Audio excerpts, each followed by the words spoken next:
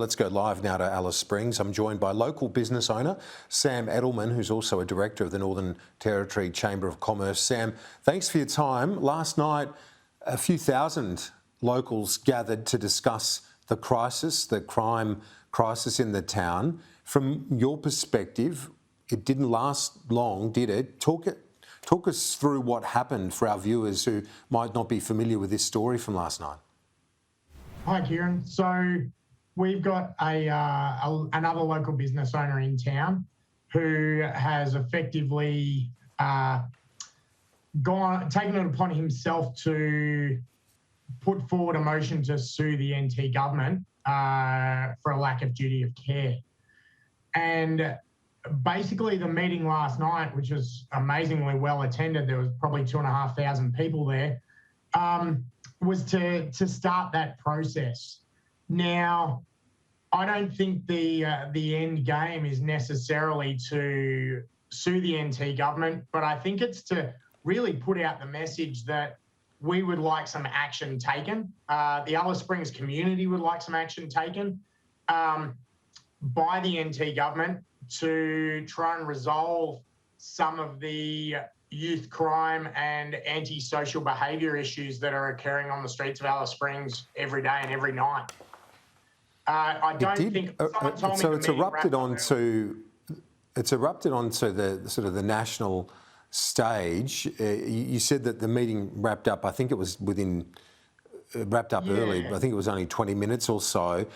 Do you feel that there's been some improvement, first of all, in the crime situation since the Prime Minister's visit and since those additional restrictions have been put in place? So firstly, addressing that, I think the meeting finished abruptly, but it didn't wrap up early. My impression was that the host of the meeting, Garth, basically got across everything that he wanted to say. And it was getting a little bit fiery. He didn't want to have people share their stories as such because that's not what his goal was. And so he just finished the meeting abruptly. As far as the alcohol restrictions go, I've not seen any noticeable difference yet. I think that they are really just one layer of a whole onion of issues surrounding Alice Springs. Controlling supply of alcohol is the easiest issue to deal with, and but youth crime is as a local businessman, that's probably the bigger impact that I see. And when it comes to the crime levels, can you explain to our viewers some of the episodes that you've encountered in recent weeks? So personally, I've dealt with a couple of break-ins at my business. We have regularly had broken windows and break-ins, and it's not a new thing. I've had a business in town for 10 years, and I budget probably $20,000 a year for broken windows. So I know to expect that that's going to happen, and that has not, in my instance, that's not grown over the past 6 months. It's been something that's around for a long time. Some of the youths I engage with and my team engage with at my business, and we really enjoy engaging with those kids and just really trying to help them out where we can as well. But at the same time, it's a bigger picture. It's a lack of education. It's housing. It's a huge issue in Central Australia that needs to be taken a lot further than an alcohol restriction.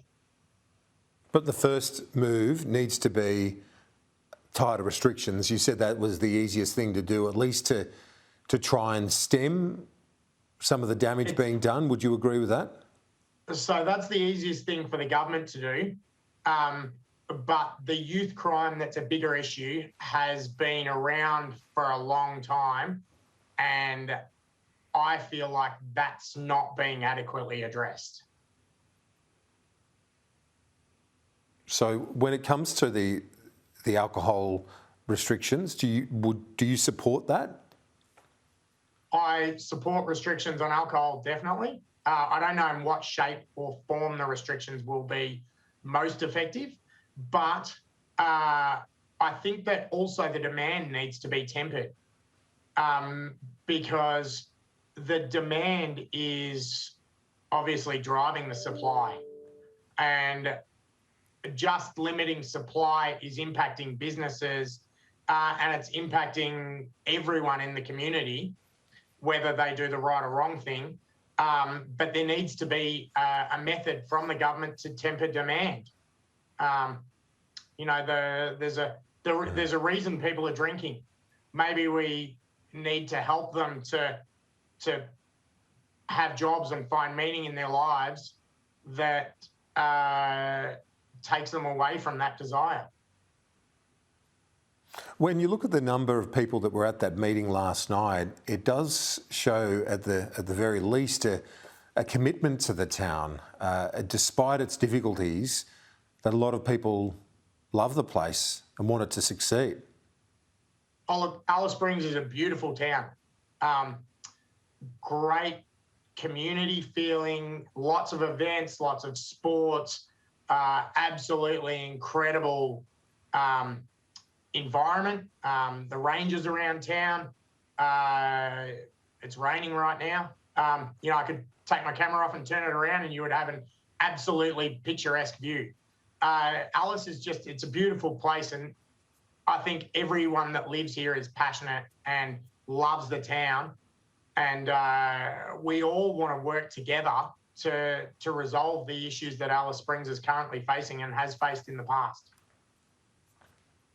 And do you believe that there is enough and significant goodwill between the first Australians, our Indigenous Australians, and the population of the Aboriginal communities and living areas around Alice Springs and within Alice itself, and others in the town, to ensure that there is a cohesive and effective response overcoming not just weeks but years, because it is such a complex challenge that is faced there. It's going to take commitment from government, territories and federal, but also cohesion at the community level. Look, I don't know that I can really answer that question. I'm constantly learning, as we all are, as we go about the situation. So I don't know that I'll put an opinion on that, but I think that everyone in the community are willing to work together to resolve the issues going forward. And I think this is not just limited to Alice Springs either. I think that we're seeing similar issues in many regional and remote regions of Australia. And so it's more than just an NT government issue. I think it's a federal government issue that we need effectively monitored programs, because there's a lot of money that's put into regional areas of Australia. And it needs to be used effectively to try and build programs to help everyone, all the communities. And I think that, we just, if it's used effectively, it will go a long way. Yeah, and as you alluded to earlier, it needs to be there for the long haul, doesn't it? Not just a stopgap. It does. And Alice Springs kind of, we feel like we need a bit of a circuit breaker now, but in the future we need programs to help everyone live together and be productive and get the most value out of our lives.